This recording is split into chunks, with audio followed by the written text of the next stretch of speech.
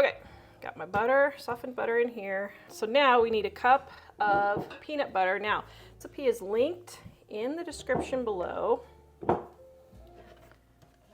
I get a lot of people who say, where's the recipe? You didn't give the ingredients. No, because I make you go to our website to get it so that you can just print it out all nice and neat there. So it is in the description below. Now, people ask, can you use expired food? Yes, you can. This is July 2024, and right now it's October 2024, and we are still using this peanut butter, and it is just fine. Peanut butter does go rancid in your pantry quicker than other foods, but you still have 6 months to a year after the expiration date. Okay, just a titch more. All right, there we go. So with 6 months to a year, how can you tell if it's bad? You'll taste it. You'll know. It will not taste like peanut butter. It'll have an off taste, but you'll recognize it. Okay, this all in there. Now we need our powdered sugar. All right, for you guys wondering, this is where I keep my extra. Isn't that cute? My Pepsi crate that I got for free on the side of the road. That was a good deal. Then I have scissors.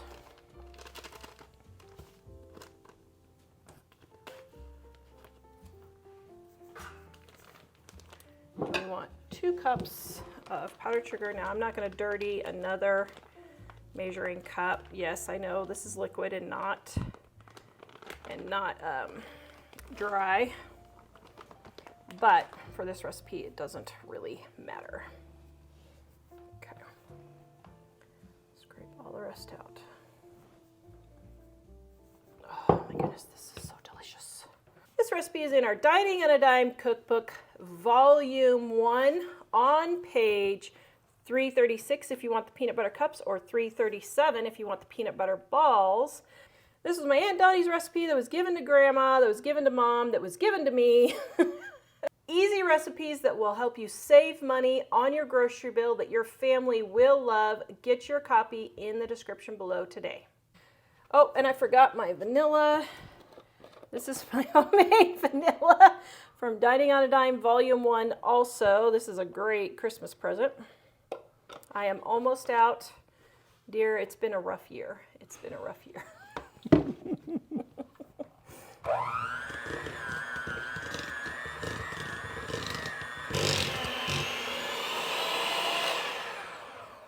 Well, Mike calls it a melon baller. I guess it is a melon baller, but I was going to say ice cream scoops, but yeah, it would be a melon baller for this size. I love these little scoops that have the little flippy thing on there because it just comes out really nice and neat. Then I just take and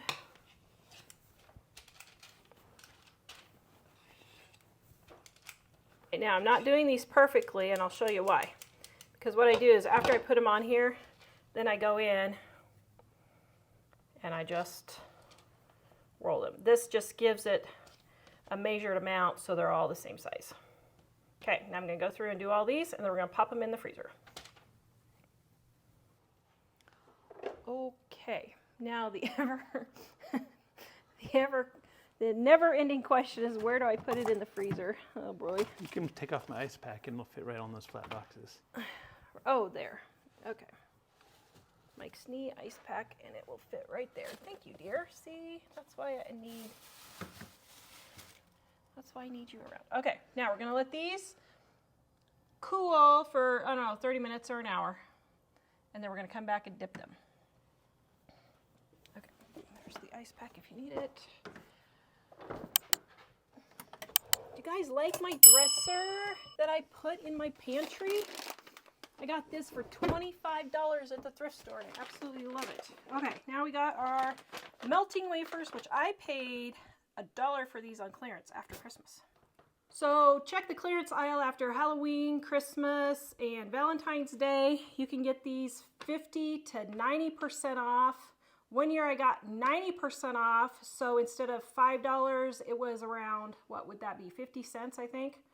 Is that right? I didn't hear They that. were really cheap. 90% off of $5 is 50 cents, I think. Yeah. So I got them for 50 cents.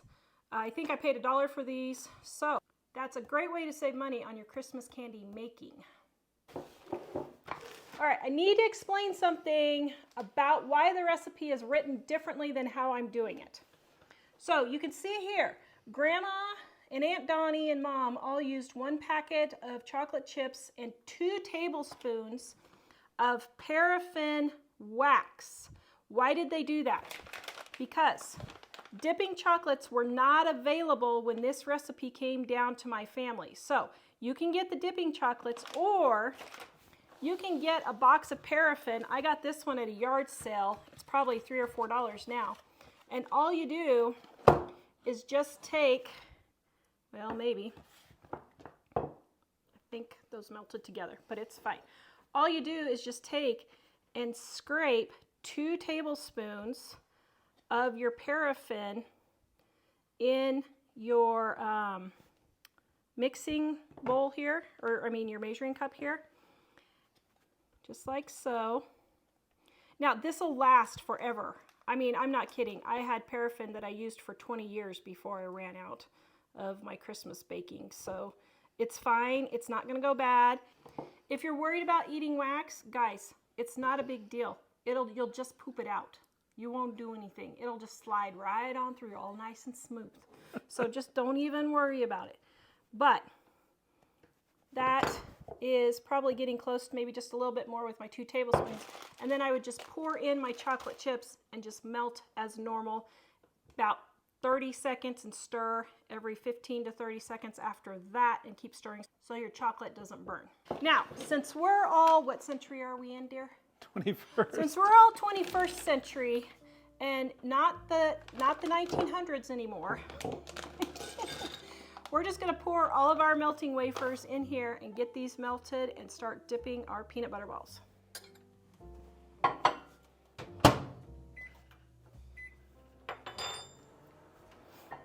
So I know it's crazy because you're like, Tara, nothing has really melted. Why are you stirring it? To release some of the heat so that the inside down here doesn't burn.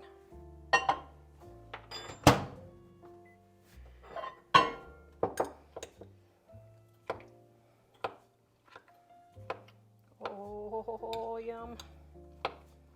Now don't go more than 30 seconds, guys, because you'll burn your chocolate. I know it's a slow process, but in real time it's only like 2 minutes. Make sure you get clear down to the bottom, because the bottom always seems to warm up faster than the top. I don't know why. I don't know my microwave physics.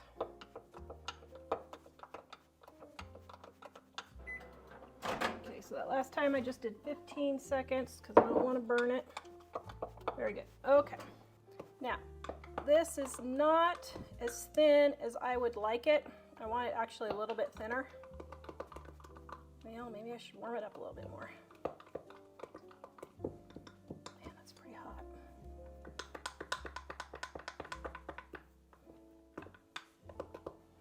Okay. Now, what I'm going to do is, because it's not quite as thin as I want, I'm going to add about a tablespoon of coconut oil. You could use shortening instead if you want. Coconut oil, I just like it better because it gets hard, and so it makes a nice, more firm coating. But thin it down just a bit with either shortening or coconut oil. Yeah, there we go. That's more the consistency that I want. So if your chips aren't thinning down, just add your tablespoon of shortening or coconut oil. Ooh, beautiful. Oh, doesn't that look delicious? Mm-hmm. Okay. All right, it has been about an hour. Ooh.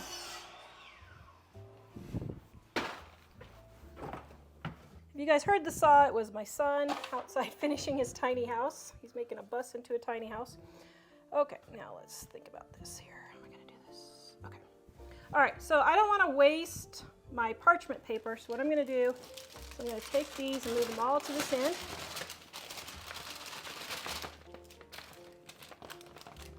Okay. Then we're going to start dipping. Now, a viewer sent me these for dipping chocolates Oh my goodness, they are so darn tootin' cool. I'm gonna leave the link in the description below for you if you wanna try them.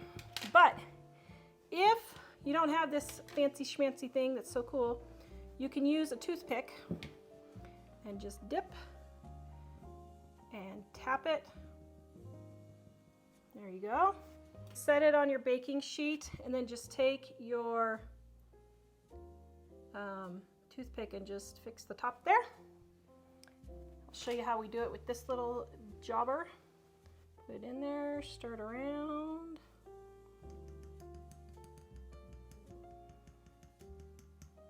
Now I do like this better because it comes off cleaner, but oops, there we go. Okay, now we're just gonna do all of these peanut butter balls. Now you might have to go halfway in between or even a third of the way and re-warm your chocolate because it does cool down. If you want to double dip, you can. I don't, but here are your peanut butter balls right here. And all right, I'm going to taste test because you don't like peanut butter, so this is mine. Okay, this is probably my favorite Christmas candy. 10 out of 10.